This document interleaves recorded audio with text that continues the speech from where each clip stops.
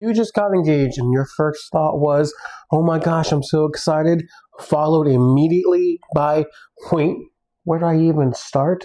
This video is for you because I keep seeing newly engaged couples ask the same thing online. Do we pick a date first? Do we make a guest list first? Do we book the venue first? Do we actually need a planner? How much is all of this going to cost? And honestly, that confusion makes total sense. You probably never planned a wedding before.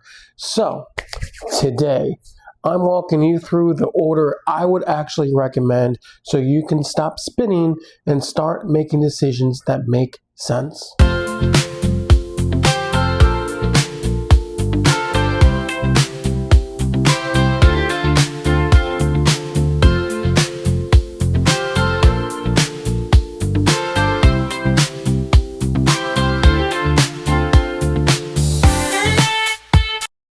Steve Barnett, and I'm a Pennsylvania wedding photographer. I photograph weddings throughout central Pennsylvania, including Harrisburg, Hershey, Lancaster, York, Gettysburg, and the surrounding areas.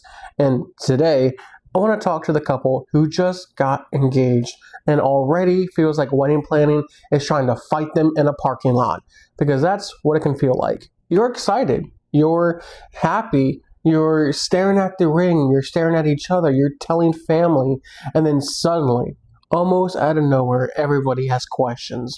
When's the date?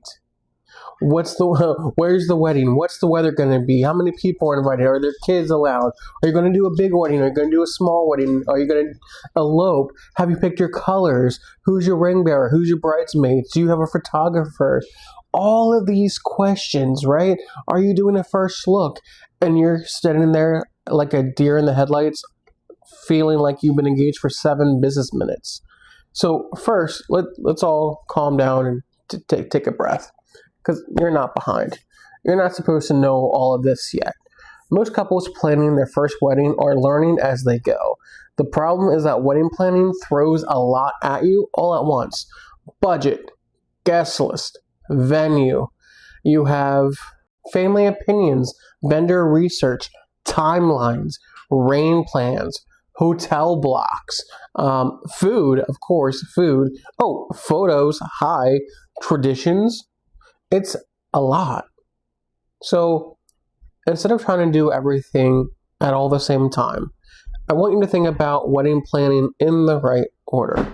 The first thing I would do is sit down with your fiance and talk about what kind of wedding you actually want. Not what your family expects, not what TikTok is yelling about this week, not what someone from high school did, but strictly between the both of you. Ask each other, do we want that big wedding?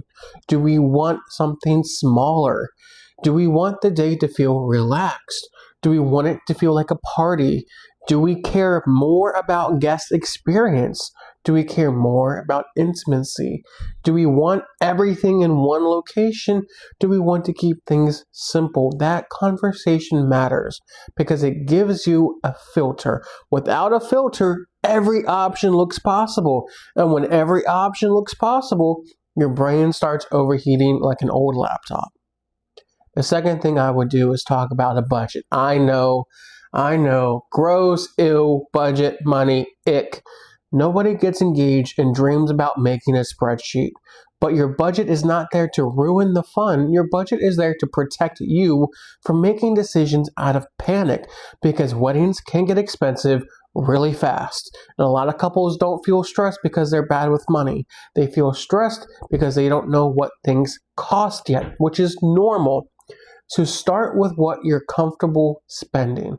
Then decide what matters most. For some couples, that's the venue. For others, it could be the photography. For some, it's the food and drinks.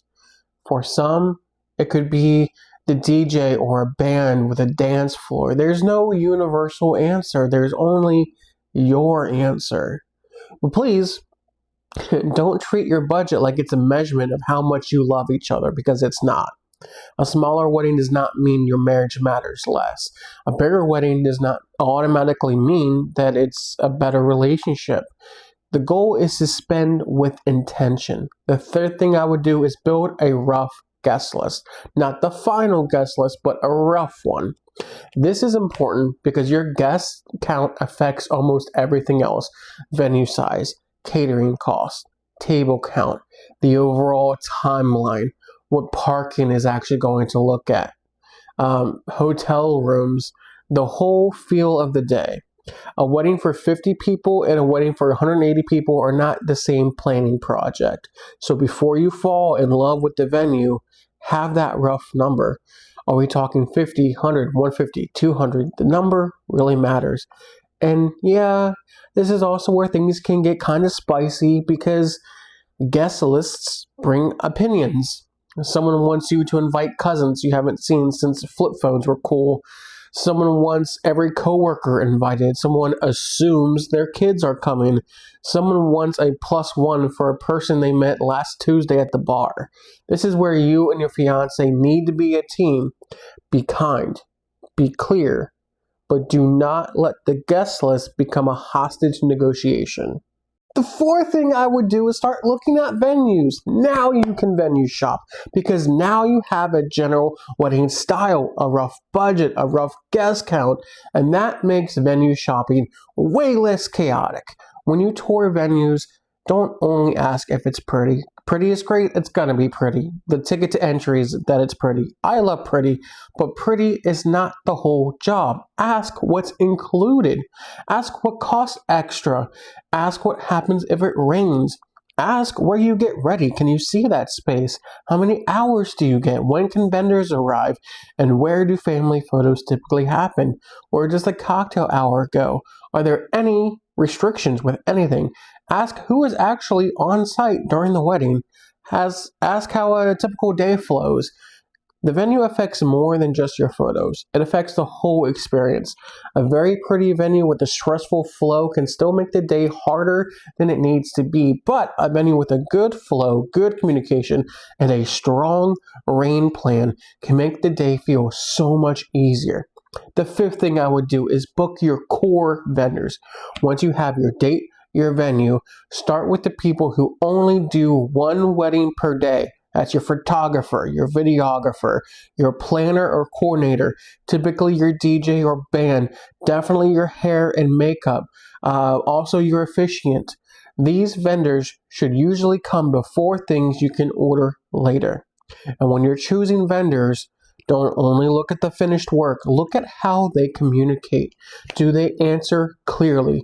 Do they make you feel calm? Do they explain things without making you feel dumb? Do they seem like they can handle a wedding day? All of this matters, especially with photography, because your photographer is with you for a lot of the day. Getting ready, portraits, family photos, timeline shifts, emotional stuff. During the awkward, where do I put my hands stuff?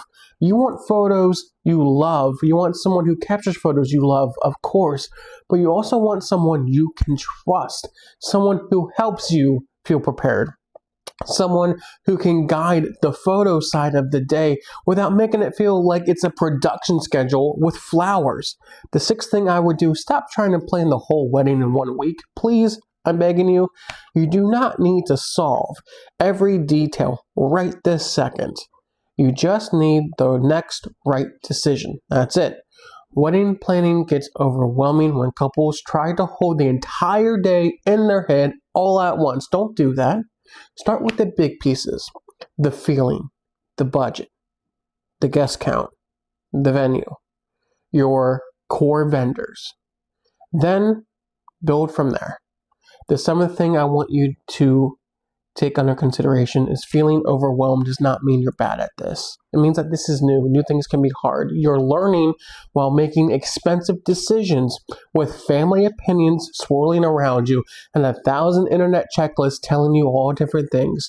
Of course it feels like a lot, but you can do this in order. You can slow it down. You can ask better questions. You can choose vendors who help carry the weight, and you can plan a wedding that actually feels like you. Not like you copied someone else's highlight reel. So if you just got engaged and you don't know where to start, here's the simple version. Talk about the kind of wedding you want. Set that budget. It's okay if it's rough. Build that rough guest list. Tour venues with better questions. Book your core vendors. Then breathe. You are allowed to enjoy being engaged. Wedding planning is going to have stressful parts. That's real, that's honest. But it does not have to swallow the whole season. So, if you're planning a wedding in Pennsylvania and you want a photographer who helps you feel comfortable, prepared, taken care of through the photo side of the day, I would love to talk with you. Head to my website, send me an inquiry, call me, beat me if you want to reach me, and tell me what you're planning, because I would love to hear your story and help you figure out what your wedding day could actually look like.